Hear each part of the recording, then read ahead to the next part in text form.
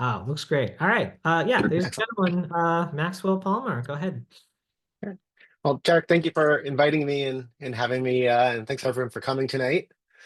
I'm Maxwell Palmer. I'm an associate professor of political science at Boston University, and this is work with my BU colleagues Katherine Einstein and David Glick, based on a book we wrote, and then some research that's been following along over the last several years. So I'm going to talk a little bit about the book and sort of our main research first, and then some new directions and things we're thinking about or trying to understand better about the politics of housing.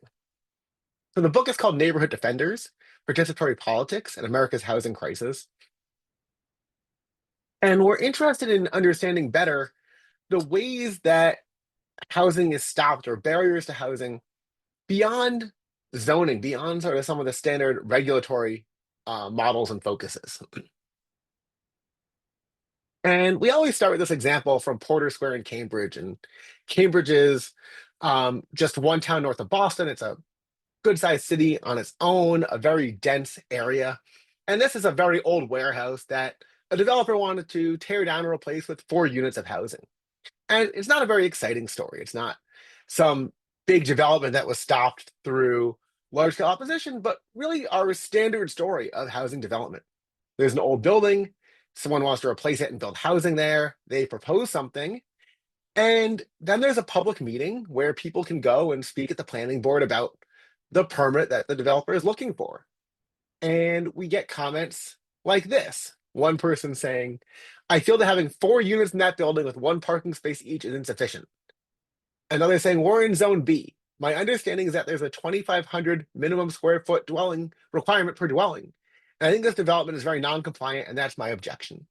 And these objections aren't, ridiculous on their face. They're reasonable and very common kinds of um, comments that we see. But what they serve to do is to reduce this proposal from 4 units to three, and they ultimately a 3 unit building is built, and the units are larger, they're more expensive than they would have been if it had been a 4 unit building. And on its own, this isn't remarkable, it doesn't have any big effects on local housing supply. But when this is the standard practice, that every development gets knocked down, gets made smaller, that people are able to come to meetings and raise objections, whether it's about parking or why there shouldn't be an exception to an overly restrictive zoning code, or for whatever reason, we see this pattern over and over again, that buildings are cut down, are made smaller, um, if they're built at all, and so less housing is built in the end. And you can imagine that if every 4 unit proposal becomes three in the end, that's a really big aggregate reduction in the new housing supply. And so what we're interested in thinking about is, who are the people who are able to go to these meetings and exercise this influence to have projects be changed, be cut back in size, be modified in various ways. And so we're interested in the ways that land use regulations create opportunities for a group of people that we're going to call neighborhood defenders to stop or delay development, both big and small, to stop big development and stop small ones, like this Cambridge example. And there's some big consequences of these regulations.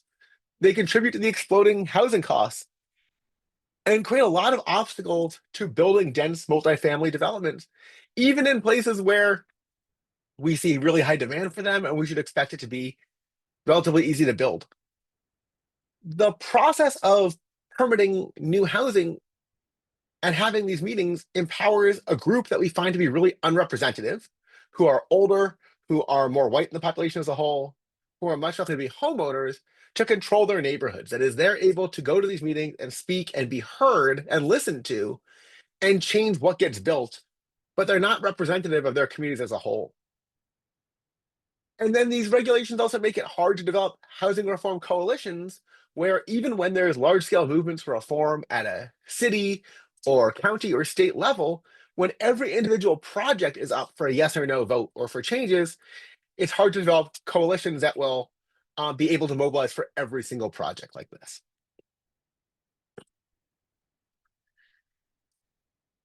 So one really interesting part of the development process is who has a right to participate or an invitation to participate.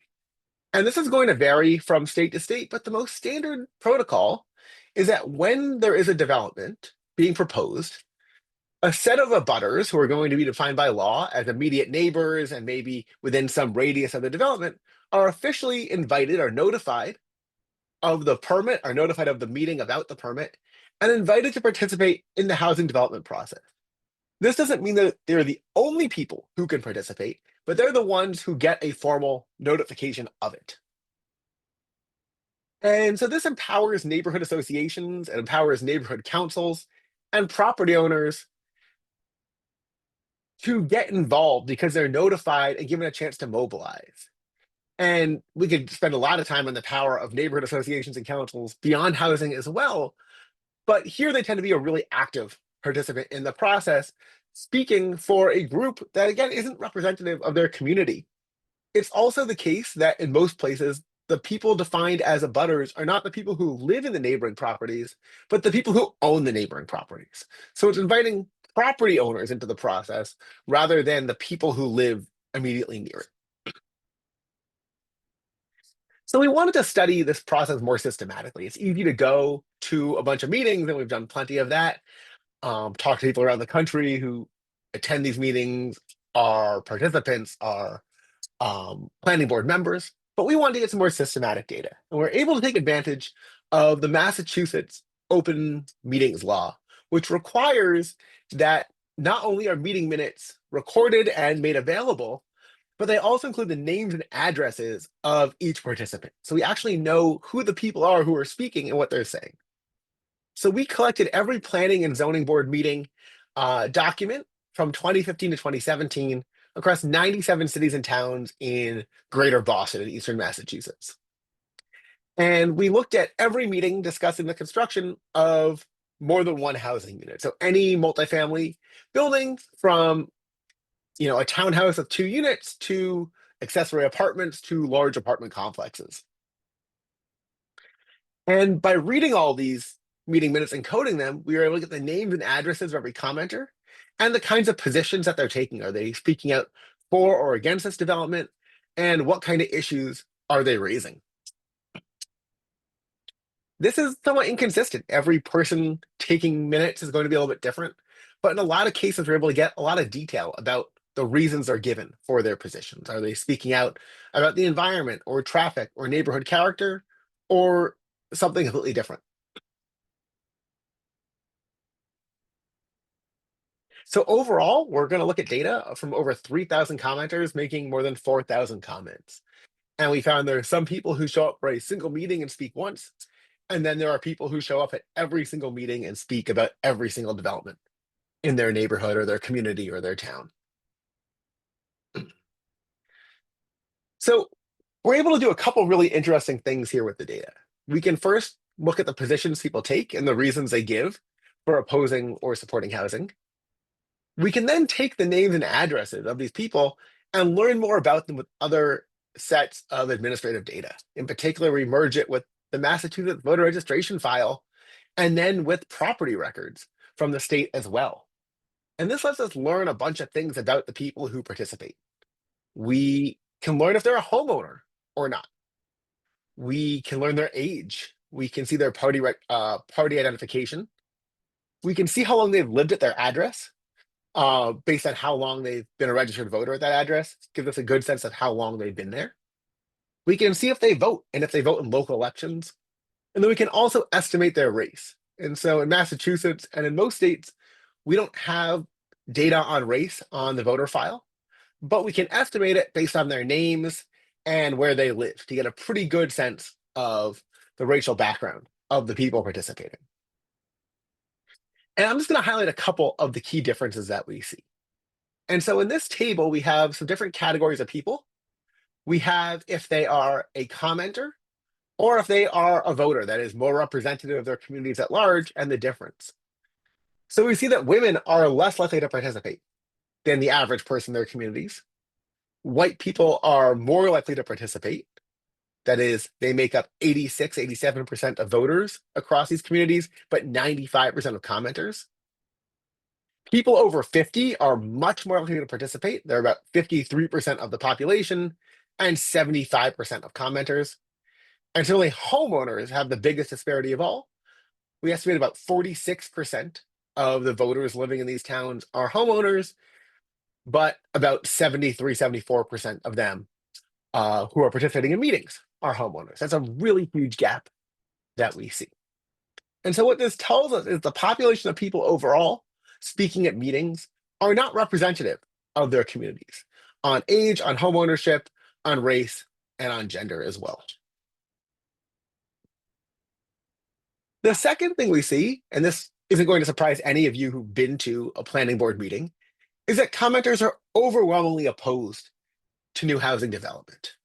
Across those thousands of comments that we read, only 14% expressed clear support. 23% were neutral, though often these can lean more against, and 63% were clearly opposed to new housing development.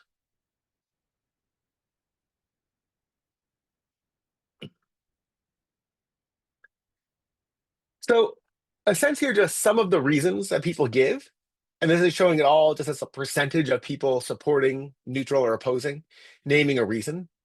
We see among supporters, they talk about aesthetics, affordability, density, and the environment, all in positive ways. People who are neutral talk about the environment a lot. They also raise issues about flooding, septic, water, and traffic. And then opponents are going to talk about aesthetics, density, environment, flooding, safety, and then traffic as the most common reason to oppose housing. One other really interesting thing we see, and I'll come back to this theme later, is that commenters are more opposed than the general public on housing issues. And so in 2010, Massachusetts had a statewide referendum on a law that we have here called a 40B. And 40B is a law that allows developers to bypass local restrictions, local zoning, and build multifamily housing if a certain percentage of it is going to be affordable. So it's a law that forces communities that don't have a lot of affordable housing to allow it. And there's a statewide referendum trying to repeal this law, trying to get rid of it. And what we see is every single city and town had a much, much, much higher share of support as far as keeping the affordable housing referendum than they did of commenters supporting housing. There's only one community here, even this is right here, is Cambridge, had the highest level of support, a very liberal city. But even there, far less, less than the majority. And they were the only one where there was a high level of support for new housing compared to their vote for this referendum. So these are all places that are supporting this law at large. They support this law on a statewide basis, but people are coming out and speaking against developments in these same places.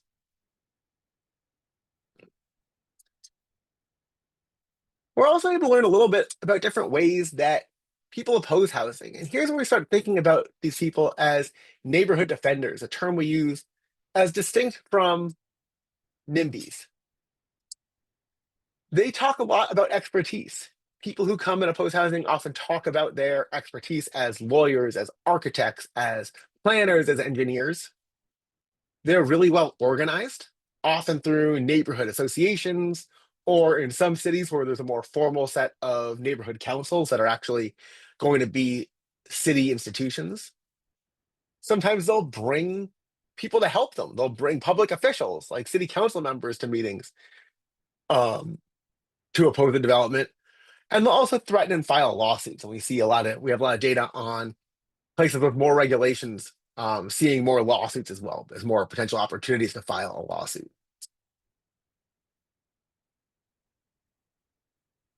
And we think of these people, these neighborhood defenders, as a group who don't view themselves as NIMBY. They don't view themselves as saying, not in my backyard, but as really thinking about protecting their communities, about maintaining things the way they are, but not people who associate themselves or identify as strict opponents of all housing, but really thinking about loving their communities and wanting to preserve them, which is interesting. It doesn't mean um, we're not expressing any opinion on whether they're right or not to do so, but in how they think of themselves and their role, how we think they think of themselves and their role in the process.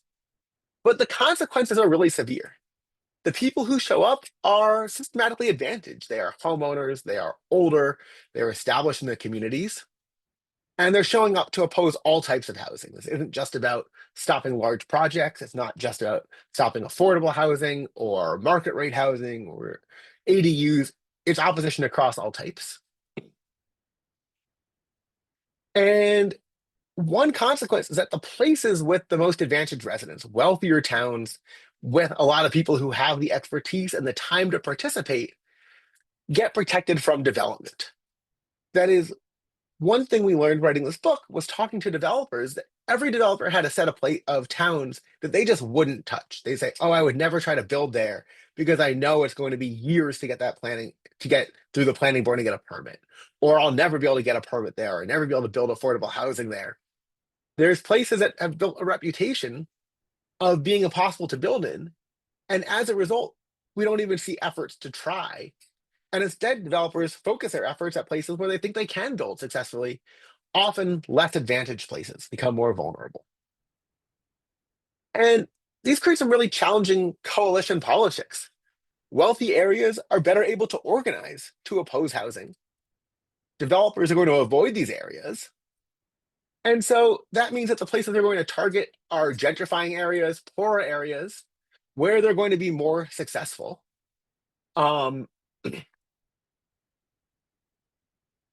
and this creates a big challenge in where housing gets built. It means that the places that are already most vulnerable get more housing and sort of perpetuate a cycle, whereas more wealthy areas are able to avoid a lot of new housing that they don't want there, even when they have great public goods and a lot of people would benefit from being able to move to those communities. So I want to highlight a couple different reforms we can think about. One is around land use. That land use reform, zoning reform is essential to addressing the housing crisis, but it's not enough in isolation. So we really are supportive of reforms that make it easier for cities and towns to upzone, allowing more high density housing by right. We think that housing that's allowed by right, where if you own that property, you don't need a special permit to build there, you can construct something up to a certain size, makes it much easier to build multifamily housing. And we've seen some states and cities reform zoning in various ways to make it this easier over the last several years since we wrote our book. We've seen big efforts in Minneapolis and Portland and some statewide laws in different places, including in Massachusetts, where it's now easier to change your zoning to increase density and harder to change your zoning to decrease density. But we could also use some meeting reforms for thinking about the process of how planning and zoning boards go about issuing permits. One would be thinking about abutter notifications and reforms that get everybody in the community notified rather than just property owners. So making sure it's going to residents and not just property owners. A second thing we think would be useful is thinking about how decisions are made in the planning boards themselves. Imagine you're a planning board member and you're sitting there hearing a special permit, and the only person speaking in favor of the permit might be the developer, or maybe one person coming out to speak for more housing in their community. And then you're hearing a lot of negatives on a lot of different issues. It's really hard to sit there in that room and tell all the people there that they're wrong. And in many communities, the people on planning and zoning boards are not government workers, they're not professionals, they are regular people who have volunteered to be on this board to make these decisions. That's how it works in most smaller places. And so a waiting period between when comments are heard and when decisions have to be made, maybe the next day instead of at the meeting directly, could be useful in having planning board members think more broadly about who they're hearing from and make decisions without that social pressure of being in the room with opponents. And then finally, making it clearer what the guidelines are for all the different studies that a developer has to do to build housing. We have all sorts of different environmental studies. We have traffic studies. We have water and flooding studies, shadows, and many others. And one challenge we see is that a developer will be told they have to do a certain study, and they do it, which costs a lot of money and time. And then they come back, and then somebody raises an objection to the study and insists on a new study. And so making it really clear what a good study is and what will count beforehand will go a long way to streamlining this process and reducing obstacles for obstruction here, reducing ways that participants can delay things by objecting to studies requiring new ones. So those are kind of the main reforms we think about in our book. Now, I just want to take a minute and turn to two other areas that we see that Katie Einstein and I have been looking at more recently and thinking about other obstacles to housing on the political side. So not on the zoning and regulatory side, but on the political choices. And one of them is about restricting access to new housing. So let's think about a place where affordable housing gets built. Well, then the question is who gets to live there and what are the kinds of units that are actually getting built? So one thing we found in our research is that a lot of municipalities work to restrict who gets to live there. And this is often based on comments made at meetings and different groups organizing over who gets to live in the affordable housing that is built. And there's a lot of different systems, including lotteries that can be very cumbersome as somebody's seeking housing to register for. But one thing we found is that a lot of places have local preferences, that towns try to adopt local preferences. It says that affordable units are going to be restricted, at least initially, to current residents. That is, if you already live in the city, you are first on the list for these units over people who live in the next town over. And in a place like Boston, for example, where there's lots of small communities, or outside Chicago, the same thing, this is a way of really privileging people who already live in your town, but not the next town over. Another thing they do is try to create more smaller units, one bedrooms and studios, deliberately to keep out new families. And we hear a very explicit language in these meetings about not wanting more kids because people think that kids are expensive because they go to school. And there's an idea that kids cost more than adults do to the town. And so they deliberately don't want new families moving in. And then similarly, we see age restrictions, efforts to restrict affordable housing for seniors, again, to avoid new families, to avoid kids. And that also advantages the powerful people who are participating in this process, who tend to be older, longtime residents who might want ways to downsize and stay in their town. And affordable senior housing is really important, but we're producing a lot more of it than there might be need for, at least relative to the need for affordable housing for families and younger people. So here is from another study we did in Massachusetts. We were able to get data on the entire affordable housing supply across the state.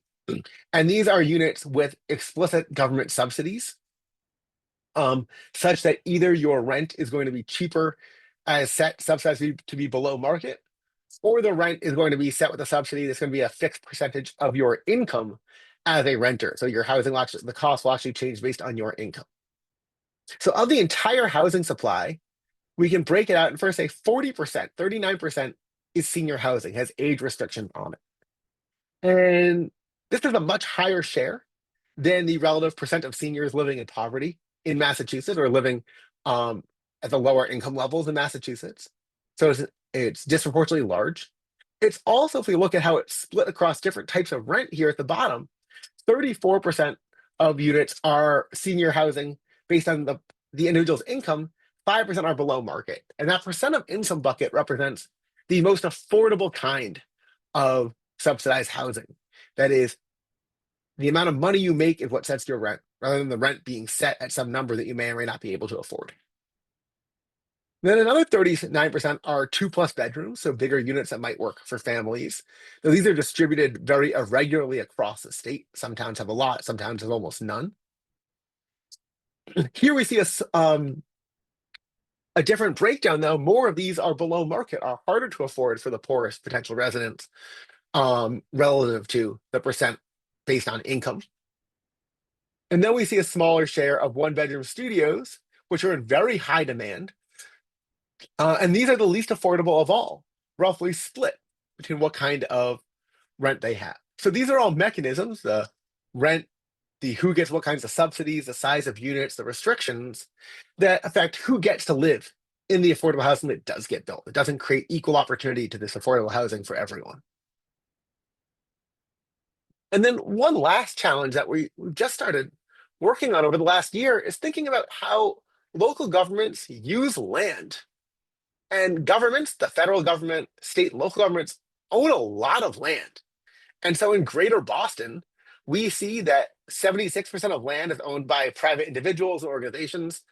17% of the land in this huge metro area is owned by municipalities, and then 7% by the Commonwealth of Massachusetts, Commonwealth here being the state, and less than 1% for different authorities, so quasi-governmental agencies that own land as well.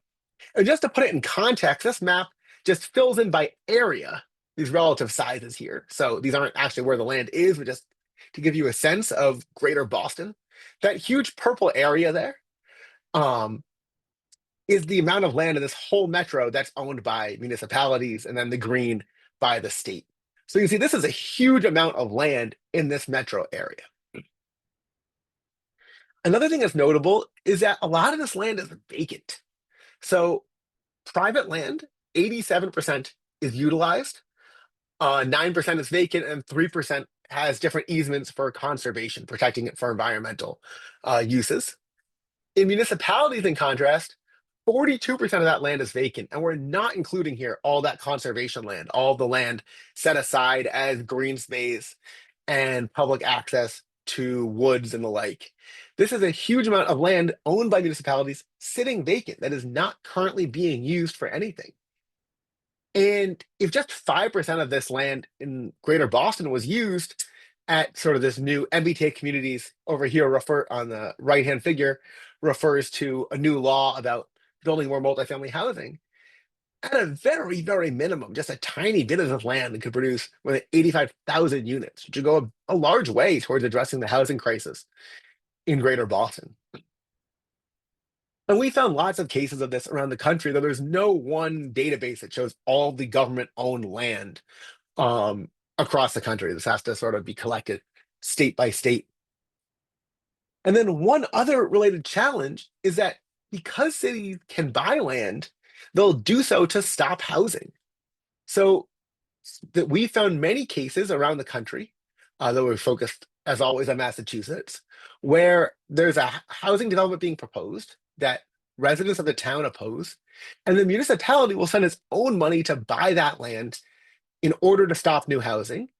And because they're a government, they have the power of eminent domain. They can actually force a sale. They can say, we will use eminent domain to seize the land and pay a fair market rate, or just the threat of it is enough to make somebody back out of a sale and open up for the town to purchase it. And so in Massachusetts, over the last several years, we found at least 12 cities and towns spent in aggregate more than $50 million in public funds to buy properties after a housing development was proposed. And in many of these cases, after an affordable housing development was proposed. And this is really remarkable. These are towns voting or choosing, their governments choosing, and often voters choosing to spend scarce property tax revenue, though in some cases also state grant money, to buy land that they didn't otherwise have a use for, just to stop new housing from coming in. And in 4 places, we actually have votes that voters as a town as a whole passed to authorize the sale and to fund the purchase, because in financially constrained municipalities, they might have to take out a new bond that is to fund the debt to buy the land, and that requires a vote. And so it's actually voters choosing to raise their own property taxes and to spend that money just to buy land and hold it vacant. And this has a lot of financial consequences. There's higher property taxes for the residents. The town then has this new land they have to pay for upkeep, and there's no economic benefit of development. And this varies a lot across the country, but in Massachusetts, it's fairly difficult to dispose of land. It's easier for a town to buy land than for it to dispose of it, to say turn it into housing later. And this reflects on a larger scale a really interesting and troubling disconnect between local housing politics and the progressive politics of these communities. So here are 2 signs from cities and towns near me in the greater Boston area. This one on the left, you might have seen before, where we have one sign saying stop the Weston Whopper, opposing a 275 unit apartment building, right next to a Black Lives Matter sign. And we could probably find a everyone is welcome here sign not too far away. Another one saying stop the monster, about another apartment building that was much smaller, somewhere in the 40 units, I think. in another nearby community. And these are places that are overwhelmingly progressive. They are voting for Democratic candidates for every single office. They're voting for very progressive candidates like Elizabeth Warren in primaries. And they are supporting housing reforms for the state, but really opposing things at home. And this reflects a really troubling thing about political power, about the inability of blue states and blue cities to address the housing crisis, is leading people to move away and moving political power from progressive places to more conservative ones. That affects the census and representation and seats in Congress and electoral college. It has really big impacts on our larger politics. And so I just want to end here by saying we should all be thinking about how the housing crisis feeds in to both our local politics and our national politics, and really um, resolving this disconnect, helping progressive places realize they need to build more housing, we think will go a large step towards helping the housing crisis and then helping these places achieve more political power as well. So I'll leave it there. Thank you very much. Excellent. Thank you, Maxwell. That was great. I learned a lot. So folks, there's already a few questions in the chat, but if you have a question you'd like to ask, you can go ahead and type it in the chat and we'll sort of get to those in the order in which they come in. Um, I think I can go ahead and start with the first question I see from Eric here, which says he's curious to learn more about the confidence level when determining the race via name matching. So you'd mentioned you'd sort of backed that data out by bringing, using some other data. Yeah, could you share a little bit more about how accurate those numbers were? Sure, that's a great question. So there's a couple different pieces to it. So we're estimating race, and we're not estimating the exact race of each individual. Instead, we're estimating a probability that that person is white or black or Hispanic or Asian or of some other race or ethnicity. And so it's not actually determining the race of each individual, but a set of probabilities. And so for any one, of course, there's going to be error. But across the whole population, when we average it all together, we get a pretty good and pretty accurate estimate of the racial demographics. So we can compare the voters as a whole to citizen voting age population, for example, of the places they're coming from to get a sense that the voters are representative and that we're estimating the race properly there. It's hard to validate this particular data set because we never know the true answer. We never actually get to see the actual race of these people. But in lots of other studies that other scholars have done in places where they do have that data to validate it, the method works fairly well. And there's lots of different refinements to it and lots of different ways we can implement it. But overall, it's fairly accurate, comes pretty close to the actual demographics, and can really be used well to find these disparities. Um, it's been used in lots of other contexts as well. It's used in court cases, in all sorts of things. So it's not something that we're just using here. It's used a lot in public health, uh, for example, as well. Great, thank you. We got another question. I think this is more related. This is a question that came in later when you were speaking about the municipalities buying up this land, which I was actually pretty shocked to see myself. But so the question that Radar has here is, yeah, what's happening to the land that these municipalities have bought? And I think you already mentioned this, but like that's not counting the conservation area, right? He has a question about is it, is it wild, are they wild areas, or is it like what are these lots like or properties look like? There's huge variation. Um, they're typically not wild areas, but they are sometimes sort of older estates where you might imagine some big piece of land with a big old house on it, and somebody wants to buy that and tear it down and build something new. Um, those are often sort of then kept as conservation land, but then has to be paid for upkeep, and that's expensive. Um, Others are homes. So there's one case in our data where a developer was under agreement to buy two homes that they were going to knock down and build an affordable housing development on, and the town bought that land instead. And ultimately later on used it as part of a school redevelopment, but that wasn't in their plan when they bought the land. When they didn't, the sort of the school planning was later on, they figured out they could use this land for something else, but it wasn't their initial plan for it. They bought the land to stop the development. There's one case in one town, forgetting which one, where a property was offered to the town for free, and the town said no, they didn't want it because they didn't want to pay for upkeep. And then there's a developer who was going to buy it, and then the town decided, oh, actually, we will pay for this land now that we could have had for free, to avoid it being housing. So there's every case is different, but the common theme is housing is proposed for privately owned land, and the town finds a way to buy it in order to stop it from becoming housing. Um, well, I have a couple other questions kind of that I was writing down as you were giving your presentation. So obviously your research is focused on Massachusetts, and it sounds like a particular part of the state. Could you say anything about how the research you've done sort of like does that sort of match the findings potentially by other folks as far as like trends go in this area for other cities, other states in the US? I understand it is a national problem, so I'm just kind of curious what your perspective is on other states and cities outside of Massachusetts. Absolutely. Yeah. I think a lot of our best evidence comes from Massachusetts, for various reasons about data availability and different laws that make it easier, and different organizations that have done some great work here. In part because the housing crisis is so bad and it is so hard to build here, there's a lot of effort to understand it better. Similar to, I'd say, the huge amount of research from California and the Bay Area in particular. There's just a huge amount of this research is based on San Francisco and Berkeley and that whole part of the state, Los Angeles as well. So, but I think everything we're saying is reflecting general nationwide trend. The way that planning boards work and the permitting process exists almost everywhere with zoning. So other than, Houston, for example, which has its own different process, we see these dynamics everywhere. And we have tons of meetings that we've looked at elsewhere.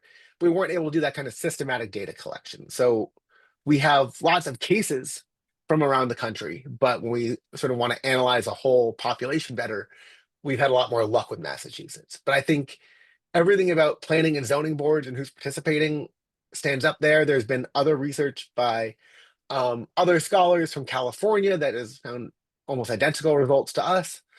That's another place where there's decent meeting minutes, at least in some counties. And on the land, we found lots of cases in other places. There's one we are just looking at in Rhode Island.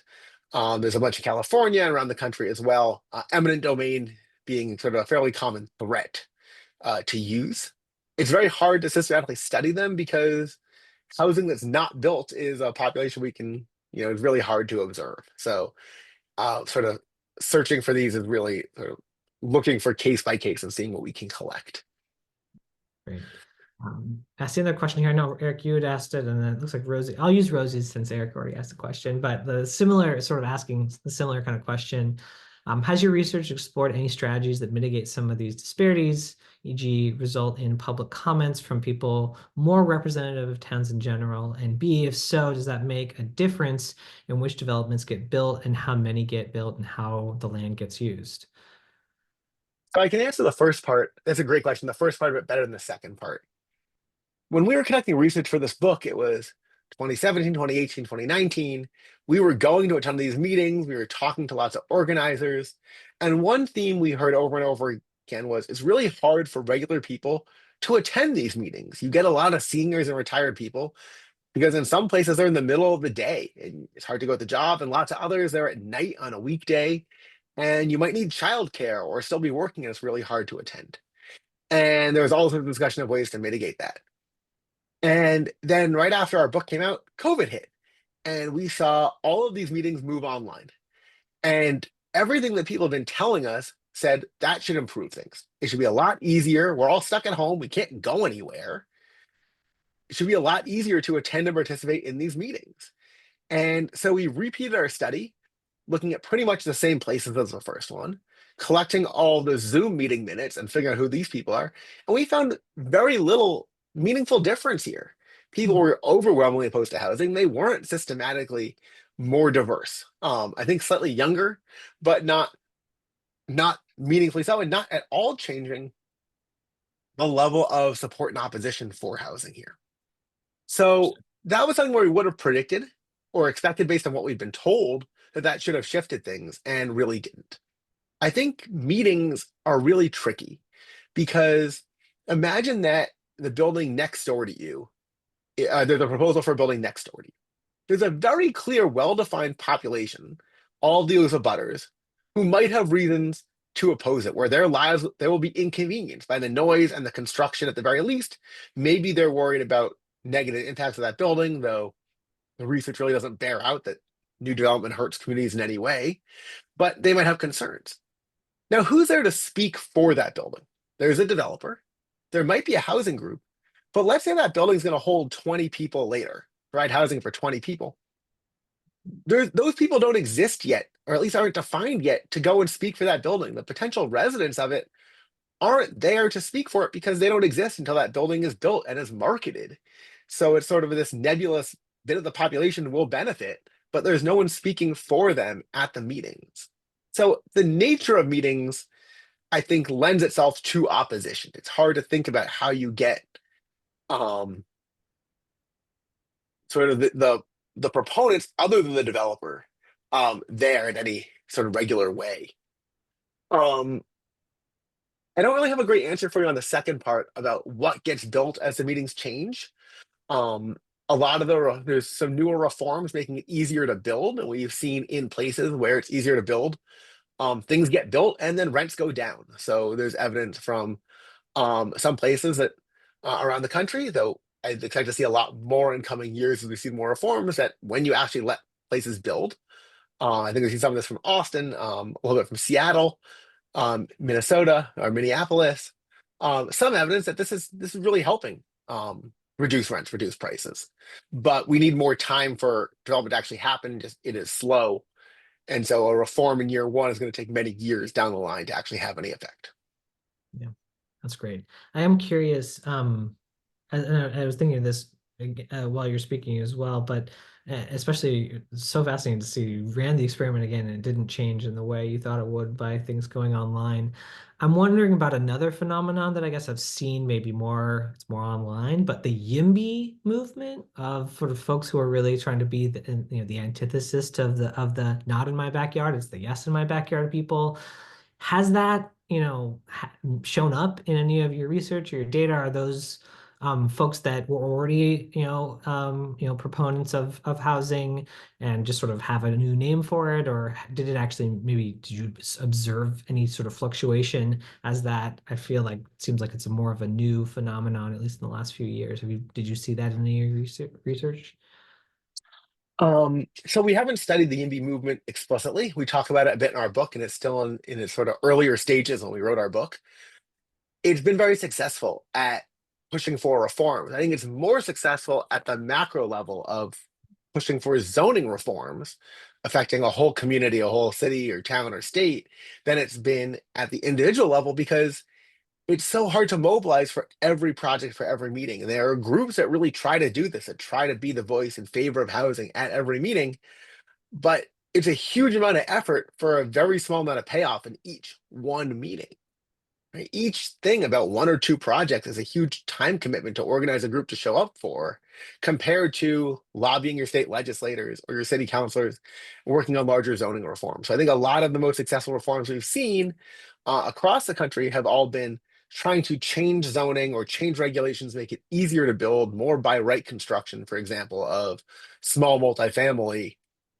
And there, I think the indie movement has been quite successful. And I think we've seen, for instance, in California, it's sort of the maybe the birthplace of it or the starting point of a lot of those efforts have been very successful in changing state laws and bringing lawsuits and legal challenges to force places to comply. But again, it's a very slow process. The movement has achieved a lot, but it'll take a lot for that then to have effects in the housing supply. You'd mentioned that, just thinking about the zoning question and some of the movements that sort of try to, because if you think about every, to try to target every individual, like a reform in every small municipality is like, it's just so much effort. It seems like the more successful efforts have been at the higher level, at the state level. You mentioned Massachusetts has a law that was passed to sort of I guess it supersedes the like the local control or at least some of it. Is that the sort of things you're seeing as far as like pushing against that? Like I know that, obviously you mentioned California already, lives like Minnesota also passed, I think, a statewide law. That's where I see it? Is that you're finding as well as where most of the movement policy wise is happening? I think so. I also think that's where you're going to see the biggest effects. Right. When a state can force local governments to change their zoning or to reduce obstacles, that's where you can see lots of construction at scale. So, for example, Massachusetts has this MBTA Communities Act that requires cities and towns serviced by our mass transit, where they have a station in town or next to their town, to build a certain amount of multifamily housing near transit. And there's a formula where they have to create, they don't have to actually build it, they have to zone to allow it. So that's going to take a lot of time. A town, even a town that complies really well with that law, there's already buildings there and people there. So it's as things turn over and get redeveloped, it will have an impact, but not necessarily on day one. We've also seen no backlash to the law. There's different communities here that have refused to update their zoning in compliance with the law. A case was just decided by the Massachusetts Supreme Court saying that they had to comply and change some of the regulations, but ultimately upheld the law and said these towns had to comply, being threatened with different sanctions from the state government as well. But ways to force places that don't want to upzone to do so is the only way we're actually going to see housing Mhm. where we need it. Yeah.